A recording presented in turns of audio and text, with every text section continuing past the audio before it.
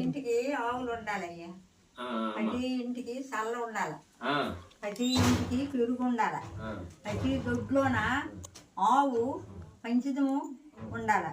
ఇగో ఎక్కడ కష్ట సుఖాలు ఆవు పంచిదం తెచ్చి మనం చల్లుకోవాలి. వేపాకు వేసుకొని మనం చల్లాలి. చల్లినప్పుడు మనకు ముట్టు పోతుంది. మనము పేడ కొట్టుకొని వెళ్ళాలి. పెంట మీద వేసినప్పుడు మన కష్టదశలలో పోతున్నాయి ఆవు పేడ. ఇప్పుడు మనకి ఏంటంటే వట్లు పుట్టింది, చుళ్ళు పుట్టాయి, ఎక్కడ చూస్తే గింజన్నం మరి లేదు, అంబలి లేదు, ఊదకూడు లేదు. ఈ నెయ్యి అన్నం తీరుకొని వెళ్ళి రోమంకి ఒక సంకటం మనకి.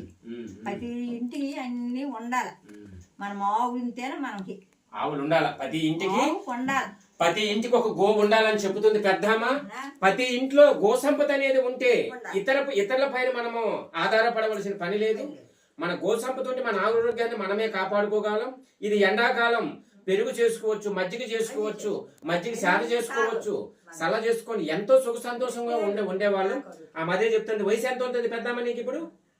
ఉండదా స్వామి, నా కడుపు పుట్టినోళ్ళకి 90-60. చూడు, వాళ్ళ కడుపులు పుట్టిన వాళ్ళకి 90-60 సంవత్సరాలు. నాకు కూడా ఎంత వయసు ఉంటుందో తెలియదని చెప్తుంది. అలాగే ఈ ముసలోళ్ళలాగా ప్రతి ఒక్కరు ఆరోగ్యం బాగుండాలి అంటే మనకు గో సంపద కావాలండి. ప్రతి ఇంటికి మాత్రం 2 ఆవులు ఉంటే పల్లెటూరులో మనము లెంబరవనగా గో సంపద ఉండే ఆవు, గో సంపద ఉండే ఊరు సత్యశ్యామలముగా పుష్కలంగా ఉంటుందని నేను చెప్తున్నానండి. అలాగే ప్రతి గ్రామానికి కూడా గో సంపద కావాలని కోరుకుంటున్నాను. ఓం నమః శివాయ. ఓం శక్తి సదాశివ.